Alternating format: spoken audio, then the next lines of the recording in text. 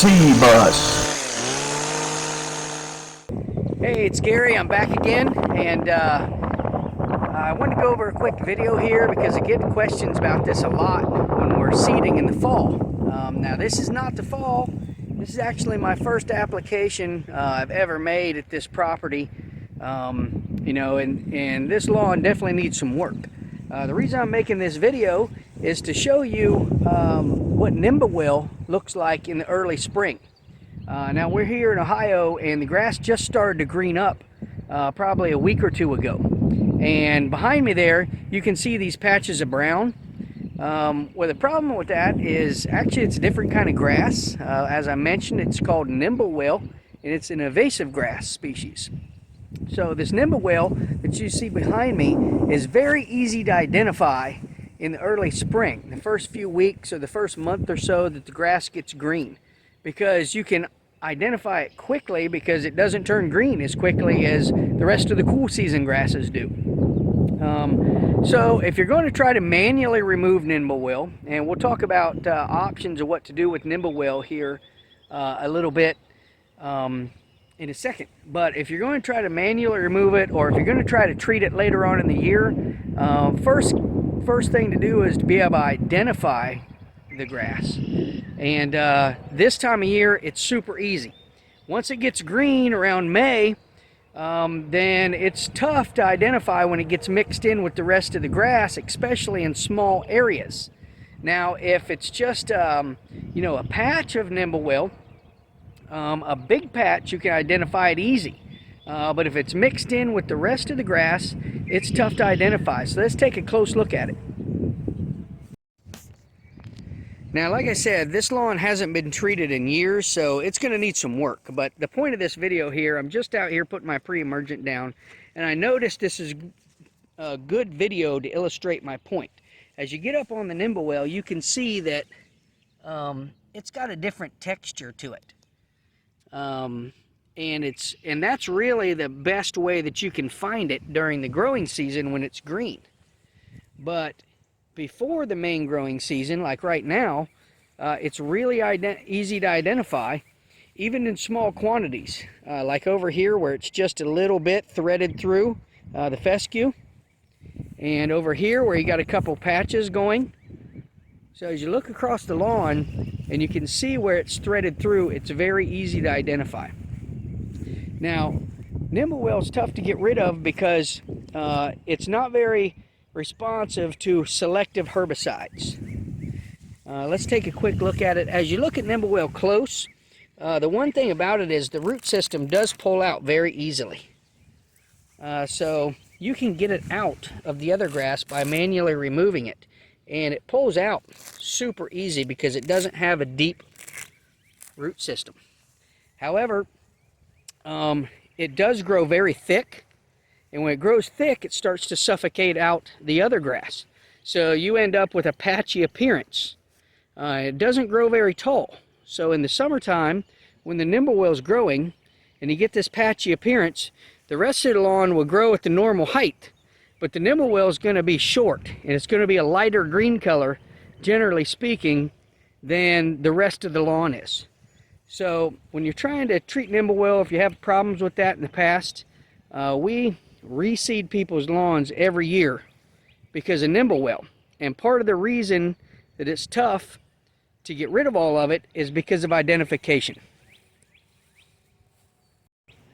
So as I've mentioned, every year in the fall, people come to me and say, I've got this grass, I can't get rid of it.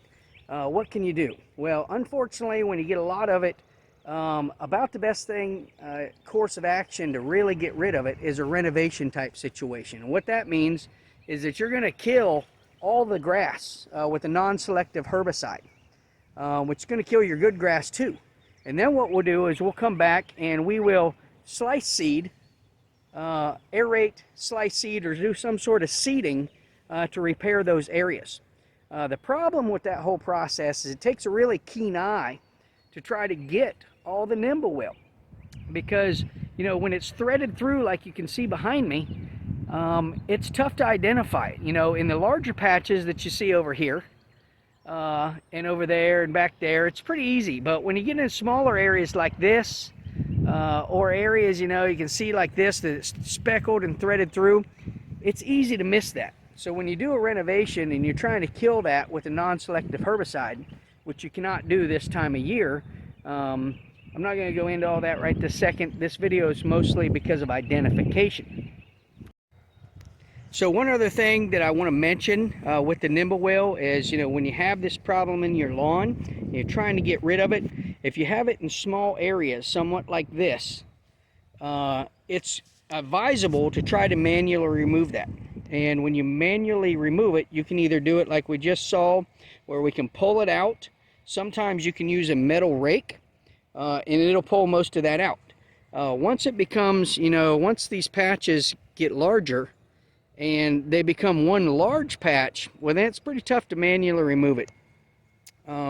But you can either manually remove it, try to treat it with a selective herbicide, or you can do a renovation when the problem gets bad enough. So those are really your three options when you get a lawn that starts to get Nimbelwill in it like this, and it ends up with sort of brown patches in the spring and the fall when the cool season grasses are green, and then in the summer you end up with patches that are lighter green and just don't look quite right because they're different type of grass, and also they're shorter and the green doesn't match. So in the growing season, when everything's green, it's really tough to identify all the spots that need renovated.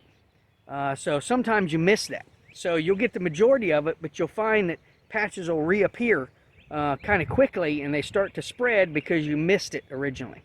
So in the springtime, in the cool season, you're going to be March through April. You'll be able to identify it pretty easily, as you can see here.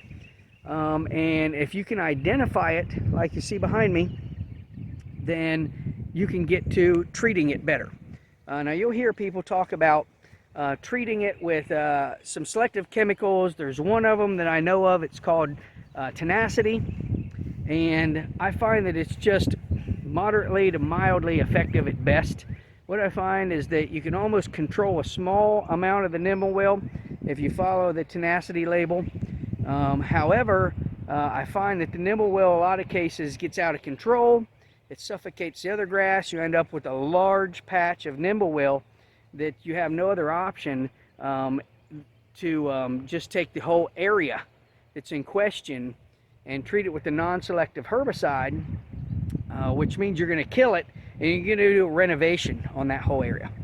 So hopefully this video helps.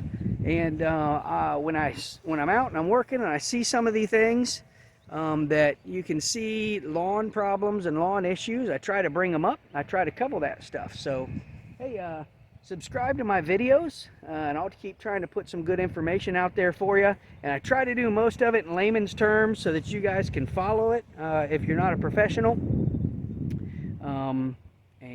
I'll see you later.